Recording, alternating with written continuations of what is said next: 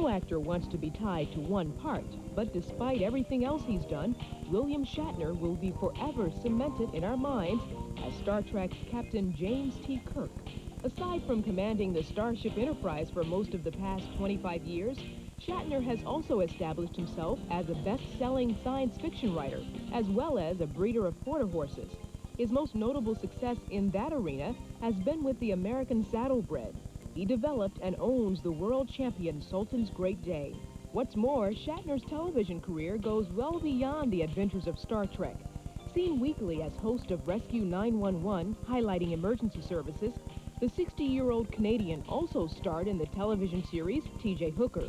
He even directed several episodes with the hope of someday directing film. That day came when Shatner co-wrote and directed Star Trek V. That film, however, was the least loved among Trekkies. Reprising the role of Kirk, Shatner takes command of the Starship Enterprise one last time in Star Trek VI, The Undiscovered Country. This time out, the Federation is talking peace, but of course there's a hitch. We come in peace, and you blatantly defy that. We haven't fired. According to our databanks, we have. I shall blow you out of the stars. Nicholas Meyer, who directed Star Trek II, called the shots again for number 6. For a change of pace, we taped our interview in front of a live audience at the Opryland Hotel in Nashville, Tennessee, not far from Shatner's Kentucky ranch. Shatner couldn't wait to tell one of his favorite Nick Meyer stories. Dick Meyer smokes a cigar. Little guy. And it's just, it stinks, the cigar. Not only that, there's secondhand smoke. I mean, there's just a whole lot. But he's wedded to his cigars. He just loves his cigars. And everybody would say, God, Nick, please don't smoke. I'm sorry, I need my cigar. I gotta need my cigar after breakfast. I need my cigar after lunch. I need my cigar before dinner. Well, they're long cigars. That's all day. I mean, by the time he finishes it, you know, noon is just starting after he's finished his morning cigar. And one blends into the other. So I went to the prop department. I said, guys, make me something that stinks. They said, yeah, I'm behind schedule. We haven't got time to do this. I said, you don't understand. It's to get Nick Meyer to stop smoking. Oh, well, all right, you know. So they made me a little bottle of the worst stench I had ever smoked. And I waited for the right time. I called him. I said, Nick, come over here. What do I mean when I say hello here? I mean, what does that mean, Nick? He said, hello? I mean, like, hello is a hello. This is early in the morning. So he's telling me how to say hello. And I uncorked my bottle and I pulled the bottle. What is that smell? What is that? Bill, what are you doing with that bottle? What is that smell? I said, oh, this bottle, Nick.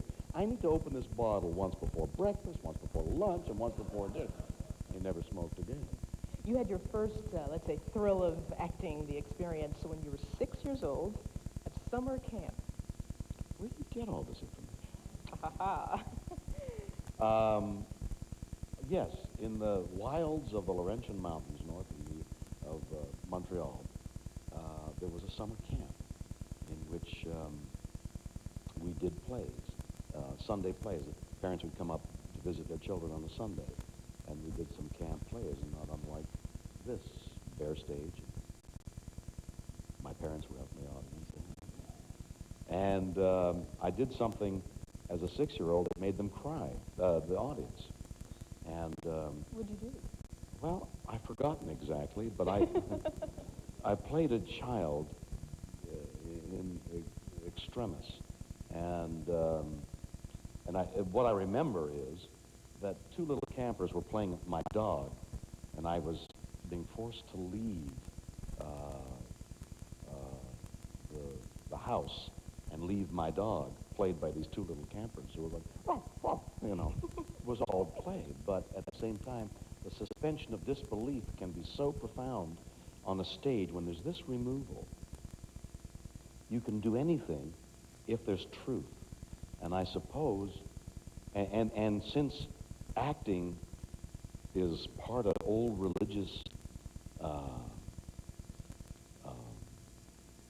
thing that was done around the campfire, and then the Greeks, and because there's something about the human mind that will suspend disbelief given half a chance. They want to hear the story around the campfire.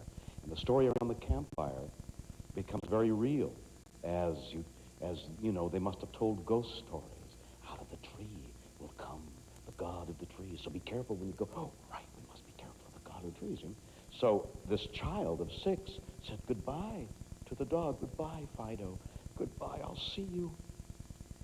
And the people started to cry. And then I got applause. I looked out.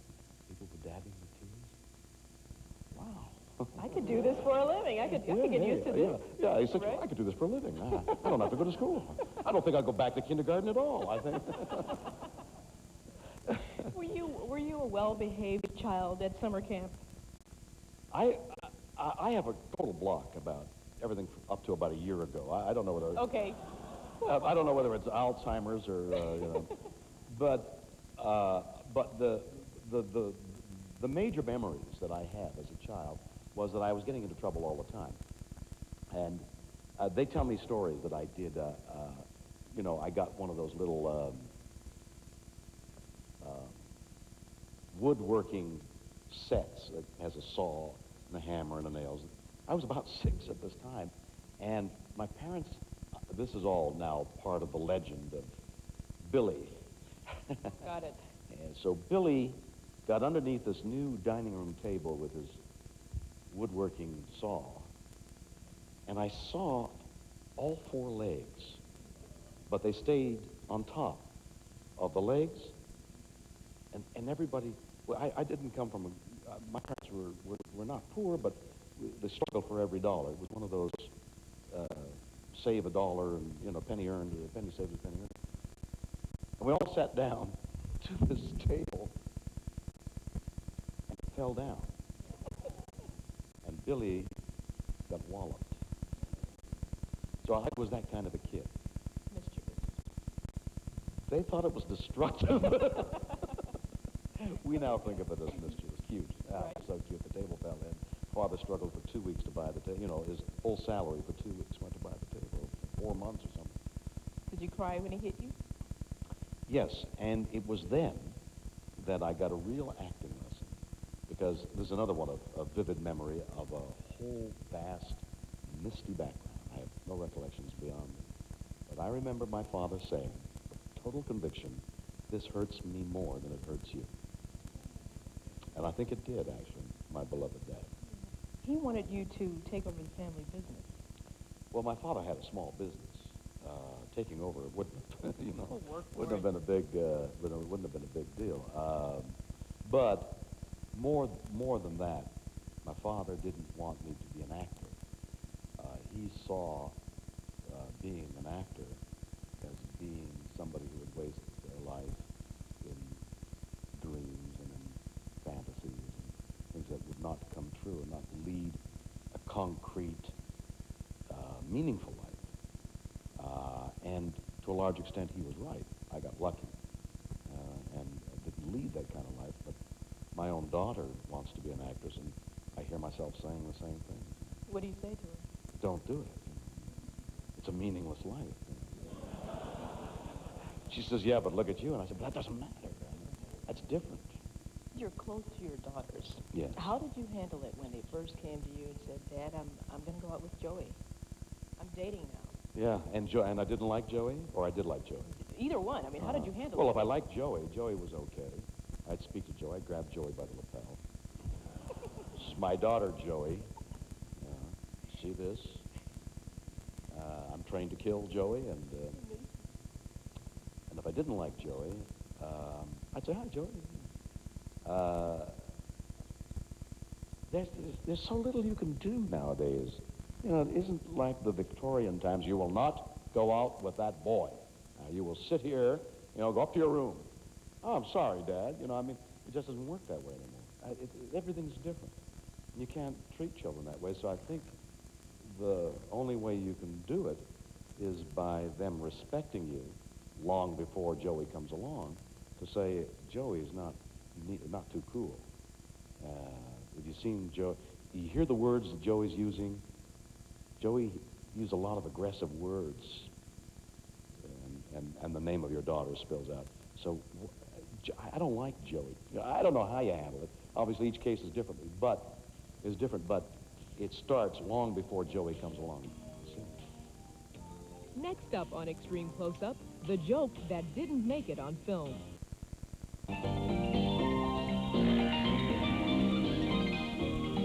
And now back to Extreme Close-Up, E's half-hour interview show with William Shatner.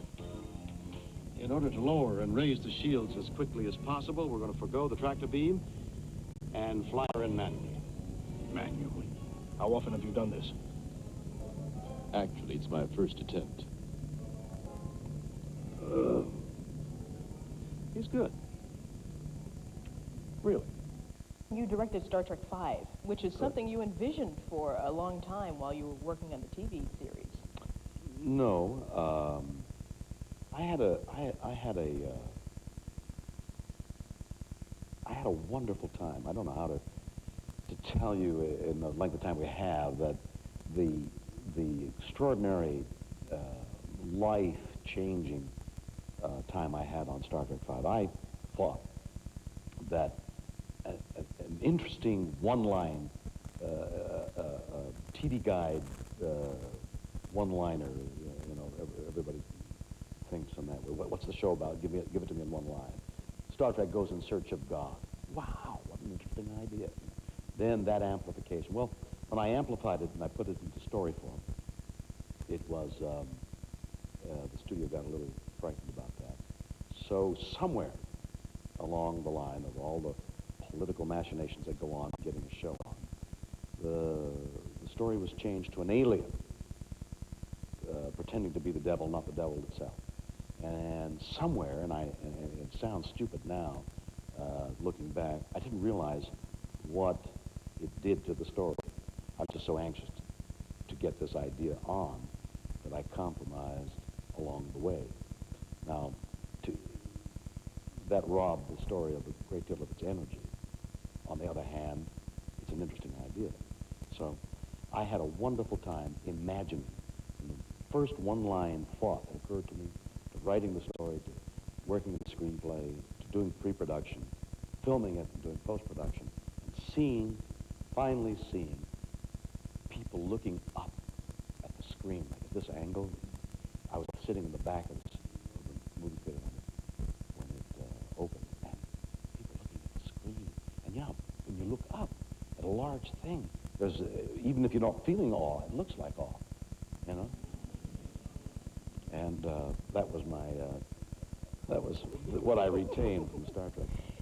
Did Murphy's Law ever come into play when you were directing the movie? Always. Murphy's Law works on every level. There was a cigarette prop. That was just my favorite thing. The guy was going to smoke a cigarette. Science fiction is really glorious in the fact that it's an exercise in imagination, no matter what. Okay, they sit in a chair and they're going to do a interview show. Well, what chair do they sit in? What's the chair look like? What color is the chair? What are they? How are they mic'd or are they not mic'd? I mean, decisions are made all over the place in science fiction because it's all imagined. There's nothing kitchen sink about it.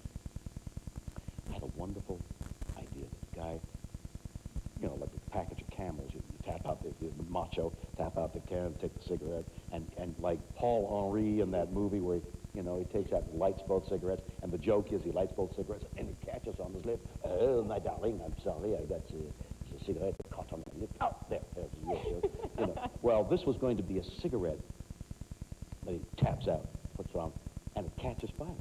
I mean, it lights itself. What a wonderful idea. I just thought of, gosh, and the prop people went, and it cost thousands of dollars as it does at the studio. And then we forgot to put it in the scene. I mean, it was just... Oh, gosh. I mean, there was so much going on that, you know, and when the scene was shot, I said, wait a minute, what happened to the cigarette? The prop man said, oh, my God, I forgot the prop, you know. Oh, gosh. Tell me about your horses. You breed and raise horses? Well, I have a farm in Kentucky, in Lexington. We call the farm Bell Rev, Beautiful Dream. I breed American saddlebred horses. I compete on a world-class level. American saddlebreds are the most beautiful horses that have ever been... it's what a horse would like to look like if a horse could choose to look. Oh, okay. No, but I'm sure there's a relationship you have with the horses. It's not just... Most of it's financial. my business manager said, don't buy anything that eats while you sleep.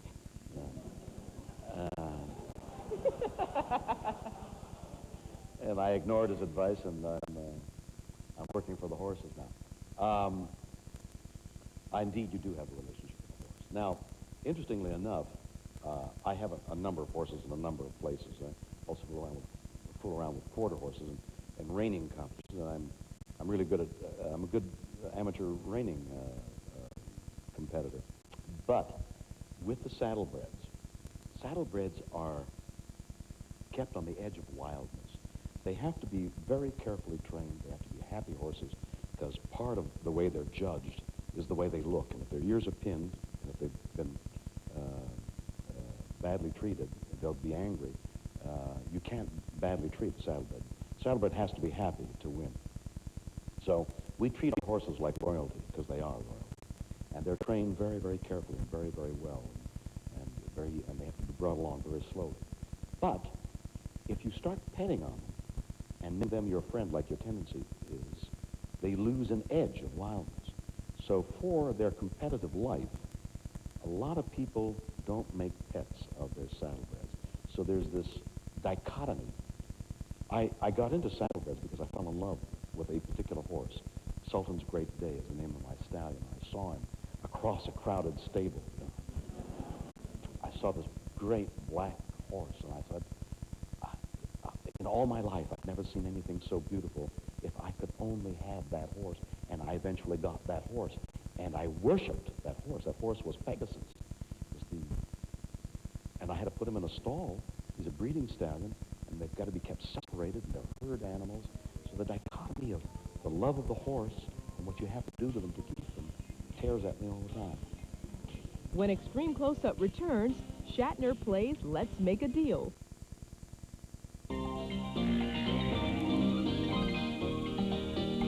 And now back to Extreme Close-Up, E's half-hour interview show with William Shatner.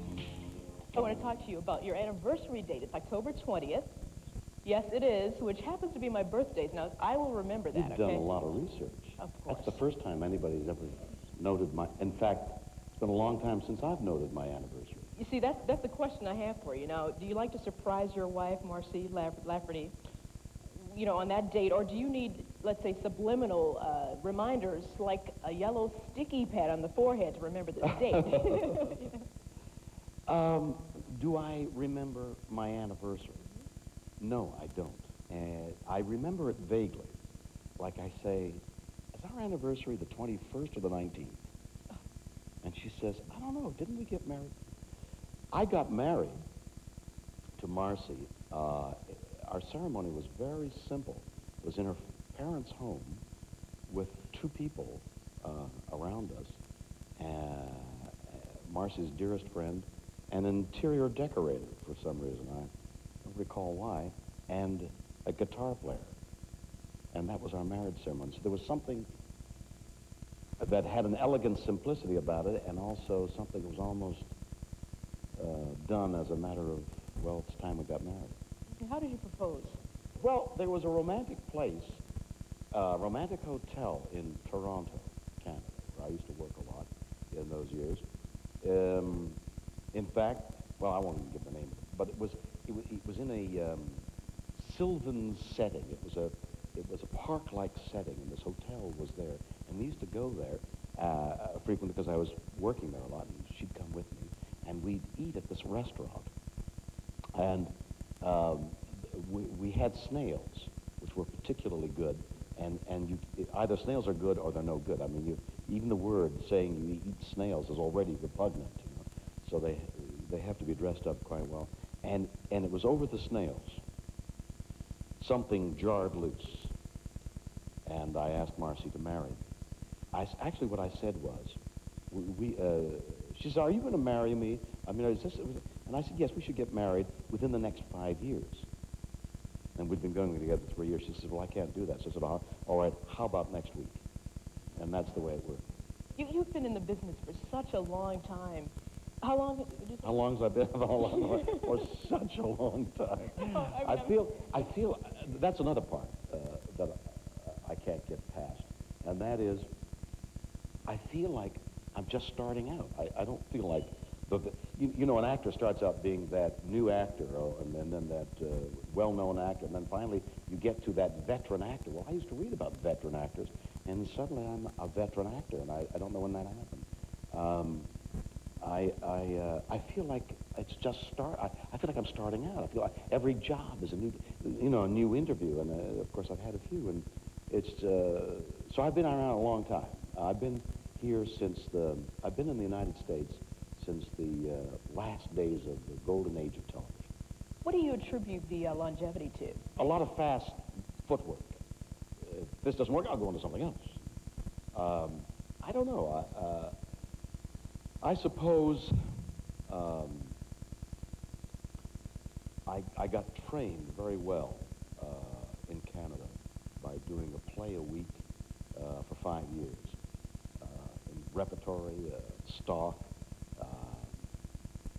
I did a lot of television, did a lot of films, all essentially unknown by the big audience in America. So when I came down to Broadway in a play, I was an experienced actor. I had much more experience than most actors my age, and as it turns out, than most actors, because there isn't that opportunity here. When I graduated from university, I went into a summer theater that paid me a little bit of money, and then I went into a winter repertory company, and I alternated for 3 years, and then I went to Stratford, and I did 3 years at Stratford, opening a play and rehearsing a play and then opening another play and going on, and at the same time doing television and radio and stuff like that. So I think the longevity has something to do with a background, a grounding that is not the usual here. Thank you.